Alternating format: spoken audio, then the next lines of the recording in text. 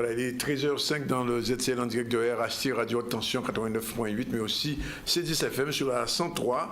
Je vous l'ai dit, on va recevoir tout à l'heure Fabien Douglas pour cet ouvrage L'identité guadeloupéenne en question. En fait, c'est un crime, français par le crime. Il va nous expliquer tout à l'heure pourquoi. Je profite de l'occasion de faire un petit peu de promo, puisque le dernier numéro de Focus est sorti. Je ne peux même pas vous dire qu'il est en vente, il est distribué gratuitement. C'est un numéro qu'il faut lire, il y a des articles intéressants dedans. Je profite pour vous présenter cet ouvrage de Raymond Gama, Évolution d'un grand domaine sucrier dans la Caraïbe, 18e et 20e siècle. C'est le tome 1. Ouais, c'est quelque chose, c'est un ouvrage qui pèse. On aura l'occasion de recevoir M. Raymond Gama ici tout à l'heure. Mais avant, on revient à l'actualité avec Issa Zorobabel avec Z. Et nous avons ouvert le journal d'aujourd'hui en partant sur le boulevard de Chanzy à Pointe-à-Pitre, où à l'occasion de la visite de Didier Lecci, directeur général de l'OF2I, des titres pluriannuels de séjour ont été remis à des étrangers ayant satisfait leur obligation du CIR. Et puis nous nous rendrons au Moule à l'occasion de l'inauguration de la résidence Royal Cay. C'était samedi, et oui, en effet, depuis 2015, la Seine-Samar aménage et construit sur la presque île de la baie du Moule un grand pôle de vie et de loisirs. Et c'est avec un arbre de Noël que nous terminerons le journal d'aujourd'hui en partant à Petit-Bourg, au jardin de Vallombreuse, où chaque année a lieu un après-midi récréatif pour le plaisir de nos plus petits. Et comme je vous le disais, l'innovation Outre-mer est un concours national créé à l'initiative Outre-mer Network. Impact partenaire, et Baby France. La remise des prix de la 3e édition s'est déroulée à la station F à Paris.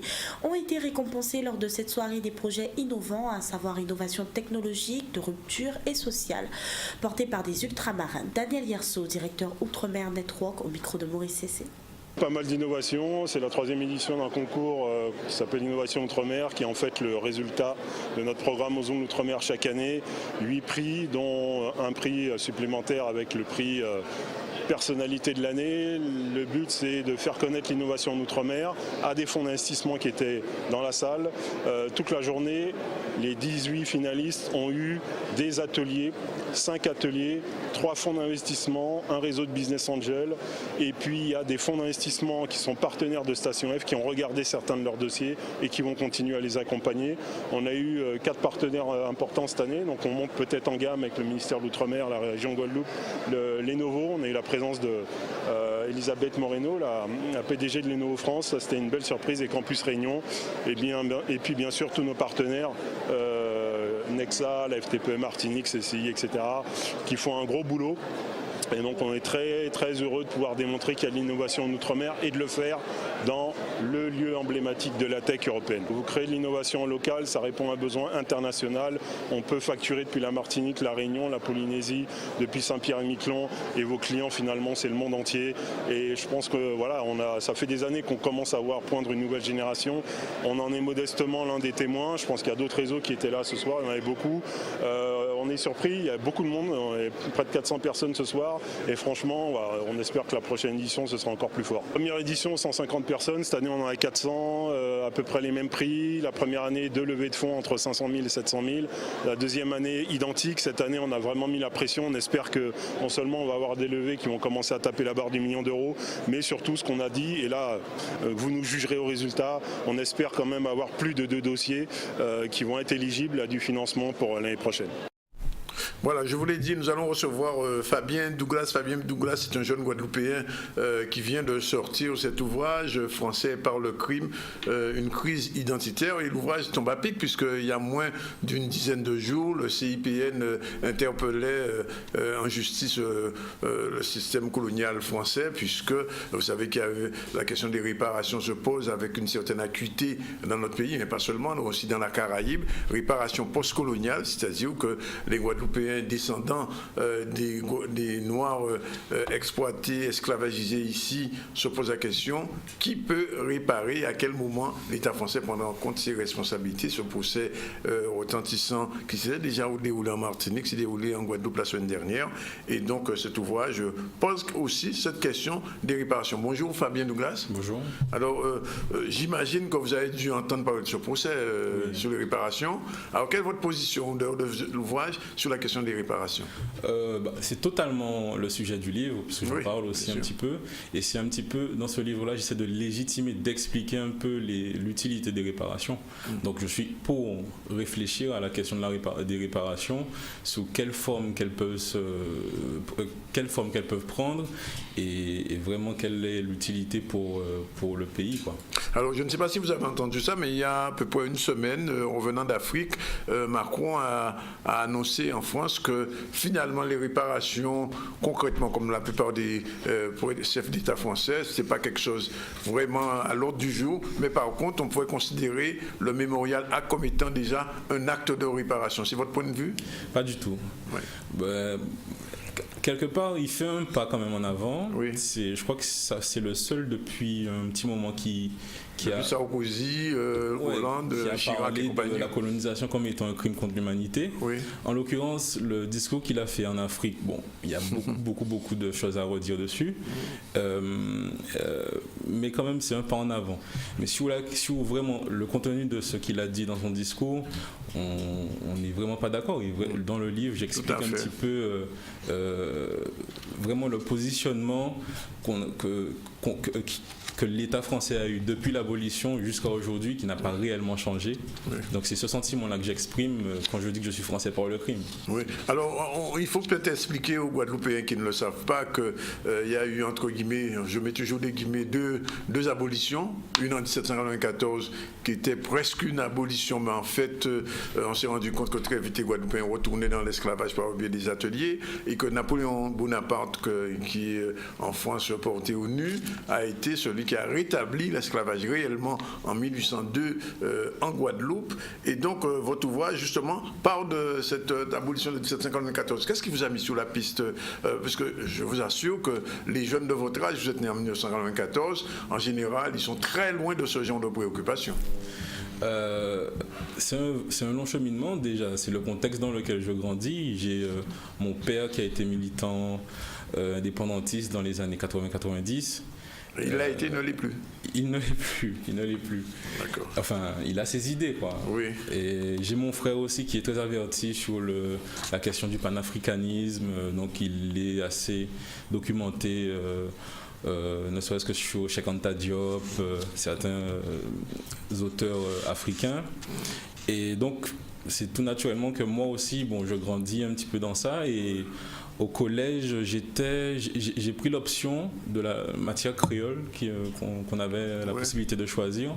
L'écriture du créole et compagnie, c'est ça? C'est ça. Oui, la culture créole, quoi. Au-delà même de l'écriture, on a aussi un petit peu d'histoire et de culture, bien effectivement. Sûr. Et je me suis intéressé à un personnage qui revenait souvent dans cette matière-là, qui est Toussaint Louverture. Oui, bien sûr. Qui m'a intéressé beaucoup, et j'ai cherché. Et puis j'ai commencé vraiment à faire des recherches autour de ce sujet-là, de ce sentiment-là, parce que Français par le crime, c'est d'abord un sentiment. Oui. Quand j'étais en études au Canada, donc j'ai commencé à écrire le livre il y a 4 ans. Et c'était la première fois en fait que je faisais l'expérience si vous voulez, de l'intégration dans une société nouvelle. Oui. Et je me rends compte que pour se présenter à une société, il faut se connaître. Oui. Alors que je me rends compte qu'il y a des soucis, j'ai des doutes encore. Je ne sais pas vraiment comment me présenter. Si je suis français, est-ce qu'il n'y a pas de soucis quand je dis ça? Je suis fier d'être français. Oui. Et quelque part, je sens quelque chose quand même. Je me dis, mais effectivement, je me sens surtout guadeloupéen avant d'être français. Et j'essaye d'expliquer ça, en fait. Oui, c'est tout à fait. C'est un petit peu le propos du livre. Et je dis, il y a une autre problématique. Enfin, j'en sais quelque chose, puisque j'étais pendant quelque temps sur ce sujet. C'est ce qu'on appelle le négationnisme en Guadeloupe, où un certain nombre de personnes veulent nier notre histoire, premièrement, ou la déforment. Et puis il y a eu, enfin, vous en parlez un petit peu indirectement du Code noir, finalement. Comment nos historiens guadeloupéens, malheureusement, font l'impasse sur cette question. Mais pour un jeune comme vous, cette crise identitaire, comment vous, dans le livre, vous en parlez, mais vous-même, comment vous arrivez à vous situer dans cette optique? Alors, au fil du livre, je découvre en fait vraiment ce à quoi je veux m'identifier. Donc je m'identifie d'abord comme un Guadeloupéen. Oui. Et donc voilà, je m'identifie d'abord comme un Guadeloupéen dans le contexte dans lequel on se trouve, où ceux qui exercent le pouvoir, que ce soit politique et culturel en Guadeloupe et en France, ne veulent pas reconnaître certaines choses qu'a apporté les Guadeloupéens, donc les descendants de personnes rendues esclaves. Donc moi, ça me pose un souci. Donc automatiquement, je préfère m'affirmer comme Guadeloupéen avant ma nationalité française. Oui, nationalité. Bien alors, quand vous citez quelque part Madame Duhamel, vaillante militante pour la cause noire, membre du MI, au mouvement international des réparations, les Blancs eux-mêmes se sont mis hors humanité. Comment vous expliquez cette phrase? Ben ouais, ça vient de Madame Duhamel, effectivement. Ben en fait, c'est pour déjà montrer que l'esclavage et la colonisation ne nous concernent pas que les descendants de personnes rendues esclaves. Ça concerne tout le monde, tous les héritiers de cette histoire. Et les héritiers de cette histoire ne sont pas que des Guadeloupéens, ne sont pas que des Martiniquais. C'est tout le monde qui vit, même des gens qui finalement rentrent dans le pays en France, se sentent finalement concernés, puisque au final il y a un héritage de tout ça. Et donc en fait c'est l'histoire de dire que comment quelqu'un peut prétendre qu'une partie de l'humanité n'en fait pas partie en fait. Et c'est là où on se dit il y a un souci. Donc on se dit qu'ils se mettent au-dessus, ils font de la suprématie. Donc ils sortent en fait de cette catégorie. C'est du racisme. C'est du racisme. C'est du racisme. C'est du racisme. Et pour moi, en fait, la réparation concerne aussi bien, donc c'est ce que ça veut dire, la réparation concerne aussi bien les Blancs, comme on peut dire, mais ça concerne aussi évidemment les descendants de personnes rendues esclaves. Oui, tout à fait. Alors, dans votre ouvrage, c'est assez rare pour les jeunes, c'est pourquoi je tenais à vous recevoir. Je le montre, vous publiez une photo de Jacques Nestor. Alors, bien évidemment, Jacques Nestor, c'est ce militant du Gong, je dis pour les gens qui ne le savent pas, qui est tombé, c'était il y a 50 ans. Les événements de 67, j'imagine, c'est un peu arrivé par le biais de votre famille, de votre entourage proche, ou vous avez trouvé ça dans des livres d'histoire à l'école? Pas à l'école non plus, et pas dans la famille. Non, c'est une histoire que j'ai entendue la première fois, je crois que c'était sur Be World Connection. Oui. Et ça m'a choqué, ça m'a marqué en fait, ça m'a intéressé. Et à travers le message que passait, d'ailleurs il y a monsieur Gama qui parlait, qui intervenait dans cette émission, il faisait passer une certaine émotion et j'avais envie de comprendre ça, la gravité de cette histoire. Oui, que c'est passé il y a 50 ans. C'est ça, et donc j'ai fait des recherches et puis j'ai assisté aussi à des rassemblements organisés par le LKP, le GTG et tout, et voilà, ça m'a sensibilisé dessus et j'ai cherché. Et puis, alors, c'est quelque chose de très important, je trouve, dans l'histoire. Tout à fait. Alors, moi, ce que je retiens de cet ouvrage, c'est que vous, sur combien de pages, moins de 100 pages, vous arrivez à balayer un petit peu toute cette histoire de la Guadeloupe de 1794 au LKP pratiquement. C'est ça. Alors, vous avez dû compiler beaucoup de choses. Ah ouais, c'est beaucoup de compilations, c'est beaucoup de recherches, c'est beaucoup de superpositions, c'est beaucoup j'ai essayé aussi de valider, de ne pas voir que ce que je veux voir, mais d'essayer de confirmer vraiment les faits que je relevais. Et étant donné que ma cible, c'est les jeunes... Oui, j'allais vous dire ça, c'est vous adresser à des jeunes. C'est ça. Donc, les vieux comme moi, on connaît déjà cette histoire. Exactement. On la connaît même pas trop. Ou pas tant, parce que j'ai aussi rencontré un public récemment de personnes moins jeunes et qui n'étaient pas très avertis sur le sujet. Ah bon? Oui, parce qu'il y a clairement une partie de la société qui refuse vraiment de comprendre l'importance de cette histoire. Donc c'est vrai que j'ai vu ça, mais comme je suis jeune et effectivement je prends la mesure de l'importance des jeunes dans un pays, j'essaie de m'adresser à eux, surtout pour mon premier ouvrage.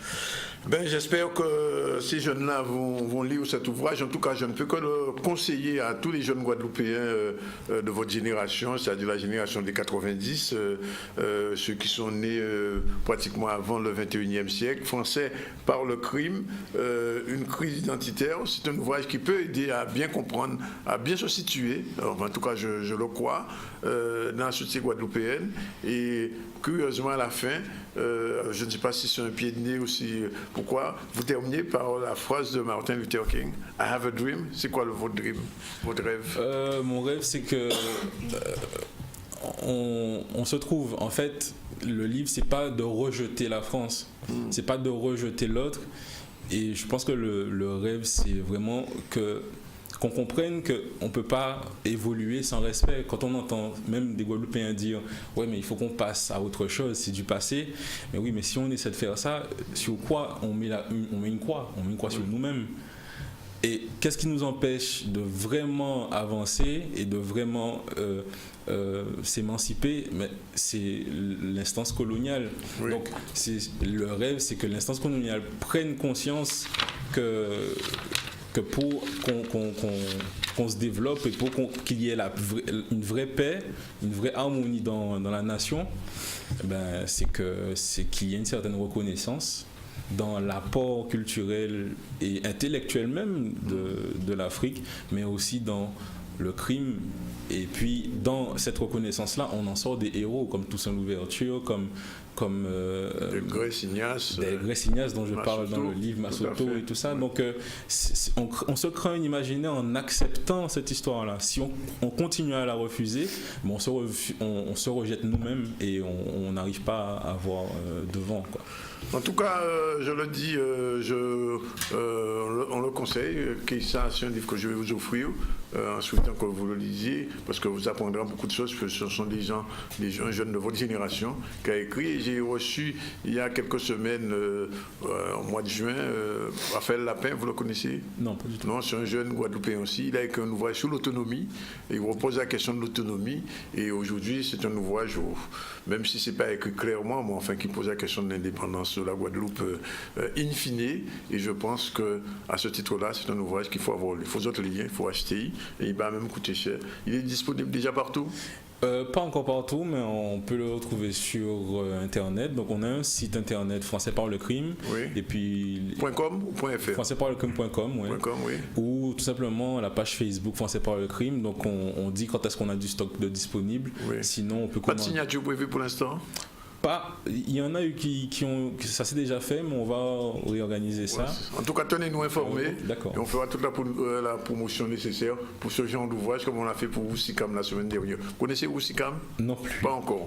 Alors, c'est un livre c'est un livre qu'il faut falloir lire. C'est un livre écrit par Jean-Luc Divial. On l'a reçu pendant 3 jours la semaine dernière. Je ne cesse de le répéter. Et pendant 3 jours, il nous a expliqué l'origine égyptienne du créole. Parce que vous parlez aussi des Égyptiens et on remonte très loin dans notre histoire, mais ce sont des choses qui sont intéressantes. Voilà, il est 13h et je pense déjà 23 minutes. La suite du journal, c'était notre dernier invité pour aujourd'hui. La suite du journal avec Keïssa. Et comme je vous le disais, depuis 2015, la Seine-Saint-Marc aménage et construit sur la presque île de la baie du Moule un grand pôle de vie et de loisirs, à savoir le Royal Quay. Et en effet, en partenariat avec la région et la ville du Moule, qui intégrera un centre de thalassothérapie, spa, estampillier, de nombreux commerces et services de proximité, a vu son inauguration samedi matin. Des images de Olivier Mouradel. La ville nous a fait confiance il y a 5 ans en nous permettant d'acquérir ce foncier pour une grande partie dont elle possédait, mais également de pouvoir régler le problème foncier général sur la zone et de pouvoir surtout imaginer un vrai projet d'aménagement global de cette presqu'île, un véritable pôle de vie qui va naître et qui a commencé à naître avec cette première tranche de 4 résidences qui ont été inaugurées ce matin, et surtout pouvoir y édifier un pôle de développement touristique avec, comme vous le savez, un projet phare d'hôtel Thalasso, Thérapie Spa, Serge Blanco. Ça permet de mieux développer le Moule et d'attirer aussi d'autres Guadeloupéens à venir vivre dans la commune du Moule, puisque vous avez vu qu'il y a plusieurs types d'opérations immobilières. Et vous savez que sur le site de la baie, nous allons aussi bientôt accueillir un hôtel de 4 étoiles et un centre de thalassothérapie. Nous avons en charge l'aménagement du territoire. Mais ce qui est surtout important, c'est que c'est le grand projet de Royal Key. Au-delà des maisons qui sont inaugurées aujourd'hui, cela doit pouvoir aboutir à l'installation d'un hôtel avec un centre de thalassothérapie et qui va donner une dimension touristique supplémentaire énorme au niveau de la ville du Moule et in fine au niveau de la région Guadeloupe. Cela va asseoir notre destination et comme vous le savez, le président a annoncé 1 million de touristes. Cela nous permettra d'être dans cette stratégie avec ces nouveaux supports pour que la destination Guadeloupe soit plus attractive.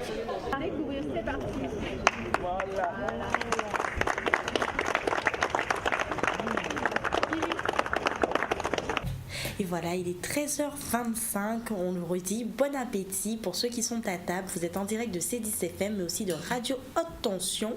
On se retrouve après la pub.